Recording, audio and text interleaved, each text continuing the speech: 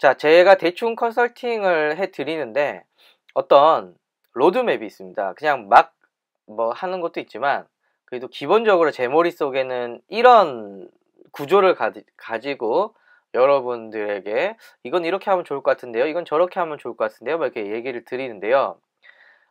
일단은 마케팅 하시는 유튜브 말고 마케팅 하시는 분들을 위해서는 제가 두 가지로 구분을 하고 있습니다. 첫 번째는 신규 고객입니다. 나를 모르는 사람들.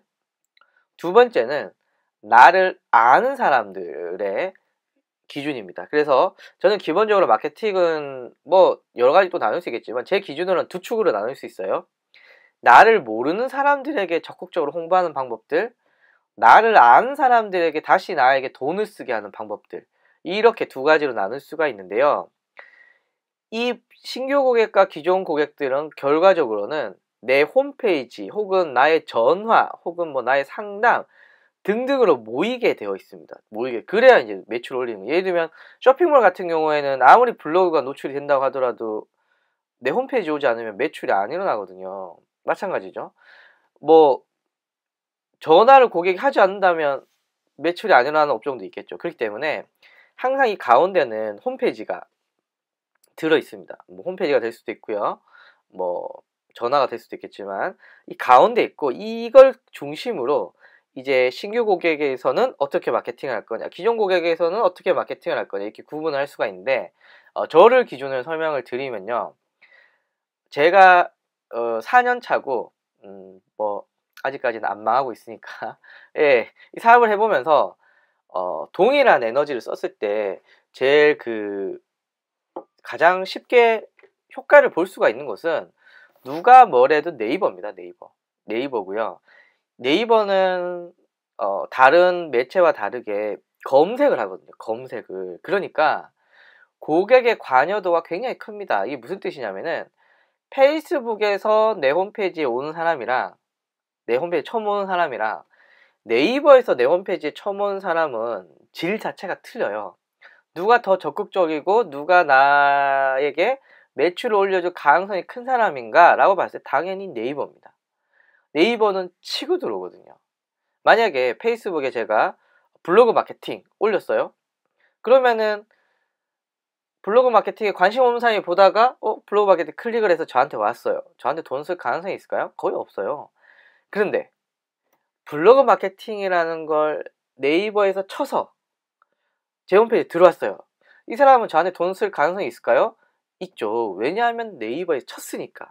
굉장히 적극적이거든요. 그러니까 초기에 우리가 집중할 때가 이렇게 에너지가 많지 않잖아요. 리소스가 많지 않고 자금도 많지 않잖아요. 그래서 저는 사업을 특히 처음 하시는 분들이라고 한다면 무조건 신규 고객은 좋은 키워드를 뽑아서 네이버를 아름답게 도배하는 거에 좀 집중을 하셨으면 좋겠습니다. 여기서 뭐 네이버를 도배하는 방법은 여러 가지가 있겠죠.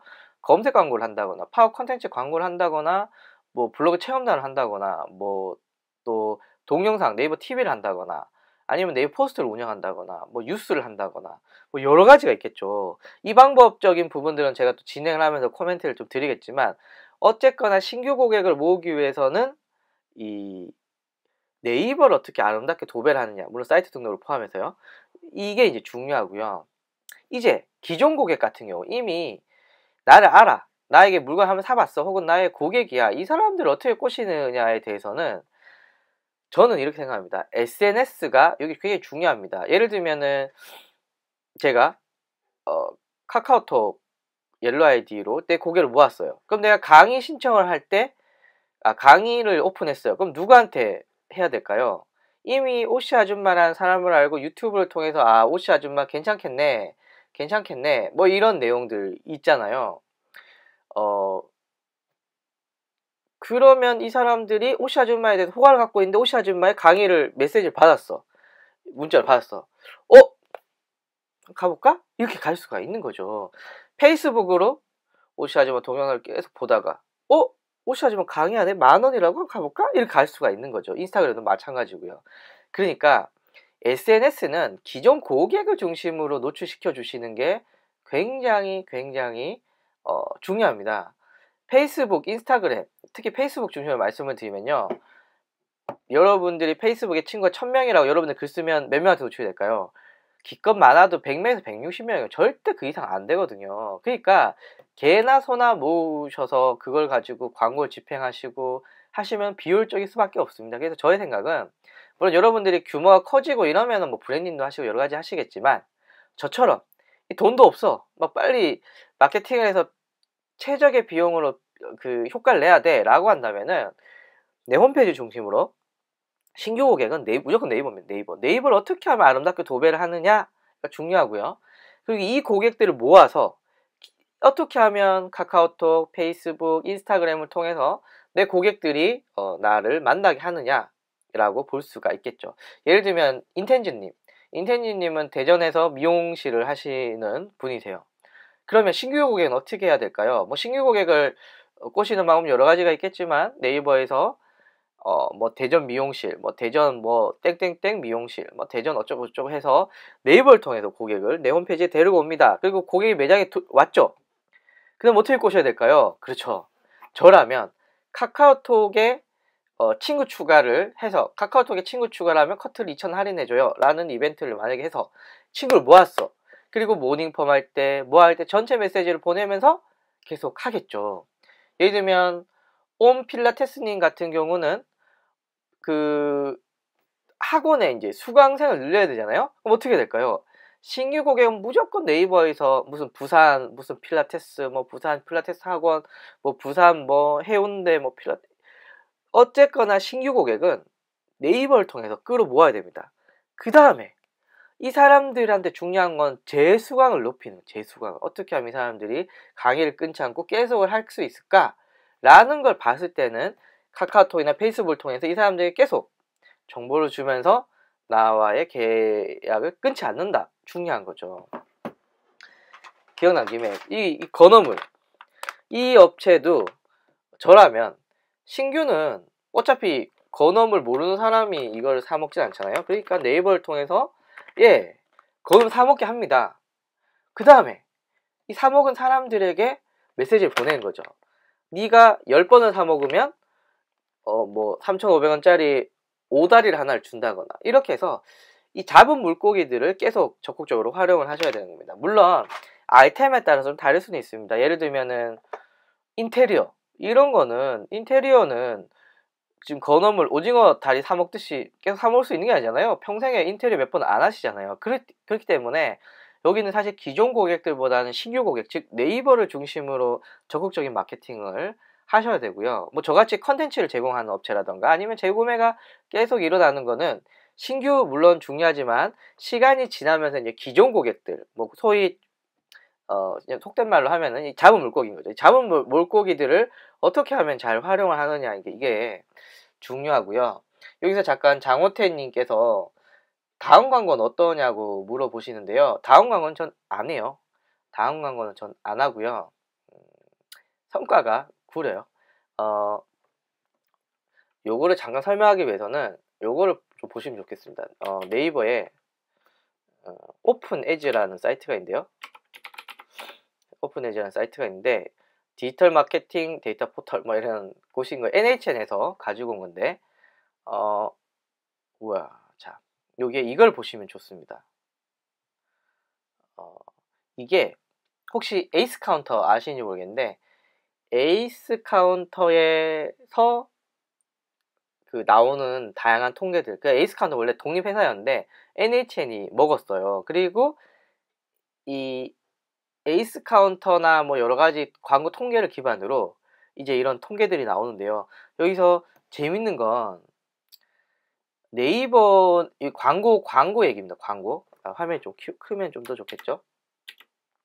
광고 얘기인데 광고 중심으로 유입 비중은 68% 정도 되는데요. 전화는 거의 80%입니다. 엄청 높죠. 근데 다음은 보실래요? 유입 비중이 낮을 뿐만 아니라 전환 비용이 14.16이에요. 그러니까 뭔가 어떤 구매 욕구를 가진 사람은 다음에서 검색 잘 안 해요. 그러니까 다음 광고는 저라면 대형 광고를 안 하고 네이버 광고를 더 많이 쓸 것 같습니다. 그래서 그렇다는 얘기 잠깐 드리고 이제 요거 유튜브는 제가 어떻게 또 설명을 드리냐면요. 유튜브는 두 가지로 나눠서 봅니다. 두 가지. 첫 번째, 동영상입니다. 동영상에 어떤 키워드를 쓰고 있는지, 썸네일은 어떤지, 얘를 어떻게 기술적으로 이렇게 노출시키는지라는 관점에서 동영상을 제가 좀 코멘트를 해 드릴 거고요. 또 다른 한 축은 채널입니다. 즉, 채널 홈을 얼마나 잘 꾸몄는지, 그리고 동영상은 어떤 식으로 잘 만들고 계시는 건지, 동영상을 꾸준히 생산할 수 있는 건지, 좋은 컨텐츠를 꾸미시는 건지, 마지막으로 유튜브 동영상을 이끌면서 컨텐츠를 직접 생산하실 이 크리에이터는 어떤 사람들인지 라는 얘기들을 유튜브는 중심으로 말씀을 드리려고 해요. 유튜브는 사실 아까 네이버에 비해서는 좀 설명은 짧았지만 왜냐하면 워낙 내용이 다양하기 때문에 제가 한번 다양한 사례를 보면서 말씀드리겠지만, 유튜브 같은 경우는 어쨌거나 동영상과 채널 두 가지 축으로 보면서 동영상은 어떤 키워드를 통해서 노출시키려고 하고 있는지, 썸네일은 어떤 걸 쓰고 있는지, 그리고 이걸 기술적으로 어떻게 노출시키는 건지, 이거 유튜브의 동영상 편이고, 채널 편은 유튜브 채널 홈을 어떻게 잘 꾸몄는지, 그리고 어떤 동영상을 어떤 식으로 만들고 있는지, 그리고 이 유튜브 채널을 이끌어가는 크리에이터는 어떤지라는 걸 중심으로 한번 말씀드리도록 하겠습니다. 와우, 숨이 차네요. 자, 그래서 여기 네이버에서 검색을 해서 제 홈페이지에 들어오시면은 여기 대충 컨설팅 받기라고 있어요. 클릭을 해주시면은 제 카페가 나오는데, 여기 대충 컨설팅 누르시고 컨설팅 문의를 해주시면은 제가 보고 답변을 드립니다. 그러면 한번 보도록 하겠습니다.